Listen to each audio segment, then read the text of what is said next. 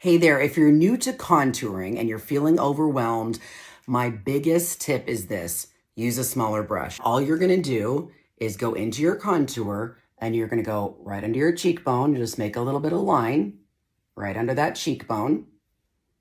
You're gonna go along, like kind of dot around your hairline, also over here.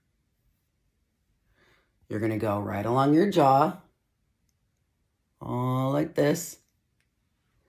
And then you're gonna go on the bridge of your nose. So it'll be right on the edge and right on the edge. And you'll connect it to your eyebrows like so. That's all you need to know. And from that point, you just blend it out.